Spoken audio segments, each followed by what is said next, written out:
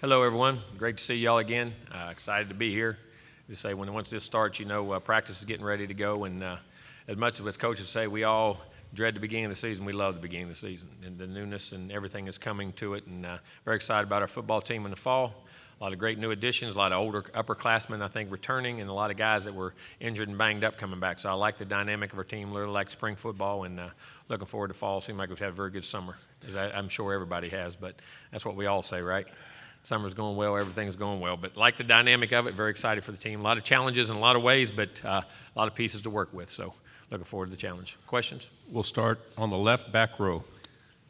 Dan Peck, ESPN 106.7 in Auburn. Coach, you mentioned the newness. One thing that seems new about college football is you have more quarterbacks transferring within the conference and competing for starting jobs immediately, including Max Johnson coming from LSU, but also Zach Calzada transferring to Auburn. What can you say about the way Zach performed when he stepped into the starting role last year, and what is Auburn getting? Zach's a tremendous young man, very talented young man, has tremendous arm talent. Very competitive, very tough. As you saw, there was 2 games in the Alabama game, for instance, where he, got his knee banged up. He comes back in, leads us on a 2-minute drive. Auburn game, he actually popped his shoulder back in place and finished that game. You're talking about a guy who has great character, great toughness, great ability to throw the football down the field. And I think just, as he progresses, he's going to be a great player. And, you hate to lose him, but those decisions in today's world are different. But respect him very much and have tremendous – I love Zach. I think as a person, very smart, very intelligent, great human being. And I think Auburn's got a very good football player. Unfortunately, I got to go against him. But no, I wish him nothing but the best of luck. He's a high-character, quality young man. Coach on the aisle, third row.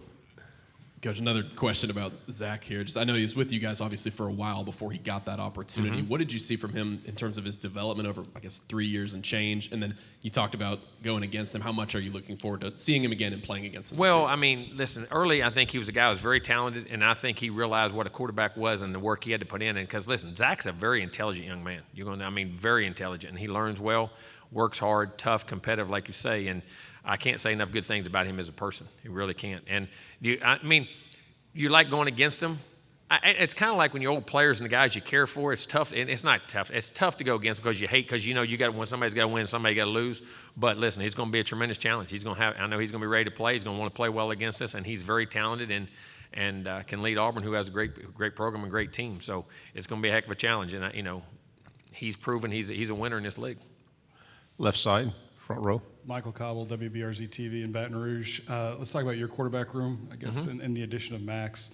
What is your team, or how does your team complement his play style, and how is he fitting in with y'all? Well, I think the one thing about that, our offense is very versatile. We've used mobile quarterbacks. We've used drop-back quarterbacks. You go back to my history, probably more drop-back guys than mobile guys, but we can use the mobile guys when we had Kellen and different guys, even Matt Flynn when we were down there a little bit with Matt and some of the things he did. But I think Max is a dynamic player. You're talking about a guy now, we talk about quarterback, he threw for 2,800 yards, threw 27 touchdowns, and had 6 picks. Those numbers are – I don't know if there's anybody in the league besides maybe Bryce and a couple others. Maybe Bryce. I don't know if anybody has better numbers returning. I don't say that. I'm just going off the top of my head. But be very capable. And played a whole SEC schedule, won games, brought guys back, big. And I tell you what he is. He's a much better athlete than people get. Think of him as a pocket guy, but he can run. He can run the football. He's a very big guy. So, and then for the room, I think, but Haynes King is a guy who played an outstanding game the first game last year for us, very talented with arm talent, can run, throw, tough, and has looked very good, especially both those guys, and then Connor Wegman, who I think was as good a player as a quarterback as it was in the country coming out. His fresh, is a true freshman for us. So I think we're very dynamic in our room. I think we have a lot of ability, a lot of different things that we're capable of doing, and I'm anxious for the competition. And as you saw last year, to have depth at quarterback is critical, and I think there's room for, and that keeping quarterbacks now is hard. It really is. But I'll say this, it's where you walk out of the game getting ready for the NFL, not where you're at, trying to hurry up and get there. And I think that's very critical in guys' development. Hopefully they can see that. But open competition, we'll see who wins, and we'll see what happens. But I tell you what, I feel very blessed to have those 3 guys. Left side, front row. Hey, Coach Jacques Doucet, WAFB in Baton Rouge, Louisiana. Hopefully some levity for you. I saw one of your former quarterbacks, Marcus Randall, the other day. Oh, he's awesome. Marcus is doing a great job. I told him he's smarter than being a coach, but he's a real good coach. I told him he shouldn't go into coaching, but no, he does a heck of a job. Marcus is a great guy. He said that the real Nick Saban Jimbo battles were on the practice field. What happened the other day, that was rated G compared to back then. Oh, we used to battle. I mean, listen, I'm gonna say this. I have tremendous respect for Nick. There's no pride, I have no problem with Nick. You got two competitive guys, and unfortunately, like you say, you get out in public and different things. We stood up, and it's over with. I have no problem with that. But we're at practice field. We were great competitors, and he was a great defensive coach, and we were establishing offensively, and we used to have tremendous battles. And we both had tremendous players on both sides of the ball. But it was his team, and I was just the offensive coordinator. But, it was fun, and, a lot of great respect for him. Right side, second row. Tyler Shaw with KBTX. Coach, at this point, what position group are you the most confident in, and maybe which position group do you feel like still needs the most development? Well, I don't know if any of them you're totally coming, but I really felt in the spring, I love the development of our offense and defensive lines. I really thought, which some of the hard times and things that we went through last year with injuries, like having to play a true freshman center like Bryce Foster, who'd never played center, and missed half of camp because of an injury. Playing Deuce Father as a freshman at right tackle in this league, blocking guys like Will Anderson and different guys that you go against. I mean, high-quality people, which were very tough things to do and all throughout with all the other guys. But I think that really turns into a strength for us this year. I really do. With Layton, and I think Trey Zoom was the guy who would have played last year but was injured, had a tremendous spring. And then whoever we decided to left, we got Moko and some of these other guys that are coming in to play at guard and the different things we have. I really think our offensive line took tremendous steps in the spring, and I really loved what I saw, the physicality, the size, but the knowledge. And the things we did. I think the defensive line, I think there's some really, even though we lost a lot of players, I thought they really did a great job in the spring. And getting McKinley Jackson back this year, who played last year with a hurt shoulder the whole year, knowing he'd have surgery after the year, and getting him back fully healthy, I think, is a difference maker. Isaiah Rakes, Shamar Turner, moving him inside and doing those types of things, along with, and different guys we have, Tamise outside, Fidel Diggs, who I thought, jumped out at spring for us. I mean, once he got his opportunity, he was behind some really good guys, but we knew he was going to be a really good player, and him jumping out. Anthony Lucas coming in early, and then plus all the other signees we have in that front group. I really think those groups are excited. I think we took some strides at receiver. I think we have to, our passing game, we have to throw the ball better on offense. And I think that was accumulation of young linemen with, starting a new quarterback, and we got injured, Zach having to go in and, getting situated for a couple games, and all of a sudden he took off. And then young receiver, we had some receivers hurt and what we had to do. So I think getting that part back in, we have to have some tight end develop. Max Wright is a very good tight end coming back. Blake Smith, those guys, but then we have to develop some of those young guys. I'm very excited there, but there's some really talented guys. Evan Stewart really come out and jumped out at us as a true freshman in camp that really, I think, brought some depth. Moose Muhammad really made some gains last year, so I'm anxious to see how that part of it goes. But, I think all of them need development and more we go. But some of those young secondary guys, getting both corners, there's Miles Jones and Brian George, and having to play all those freshmen. Tyreek Chappelle started all year as a freshman. Jalen Jones, and his ability to be moved around and getting Brandon Gilbert, those guys back, and some of those young freshmen. I'm anxious to see where they go to. There's a lot. This team's got me really excited, and there's so many quarterback battles, competition battles, going to that quarterback, but other player. Everybody talks about quarterback, but there are a lot of them across the board with very talented guys. And when you have talent, that's what creates greatness. And what I mean, daily on a basis, you have to create habits to play at a championship level where somebody takes your job. And this is one of the times I think we've got it across the board as much as we've had. Now, with some young guys in there, but it's exciting to have them. Front row on the right. Anthony Patterson with the Atlanta Voice. Coach, what is your biggest takeaway from last season, especially with the QB situation and having guys that we overcame some adversity, and the thing, early we had some adversity with the quarterback situation, with the offensive line situation, receivers and corners, all happened right at the beginning of the year, bang, bang, bang. And we didn't play as well and lost some games that we felt like we had a chance we were right there to win. And then we played really well. And the disappointing thing was we didn't finish last year in the Ole Miss game and the LSU games that we could have won, that were great games. They won the games. But we have to learn to finish. And I think the maturity that we'll gain from those situations, I think, will be critical. And I think the experience with the line and some of the things, the physicality and the lines of scrimmage, I think that's where you're consistently coming. In this league, if you go back and really research, we talk about receivers, and the big plays have as much to do with in turnovers. But the teams that are very sound in the line to scrimmage, offense and defensively, tend to have a lot of success in this league. And I think I'm very excited. That's what got me excited coming in this year. On the aisle, fourth row.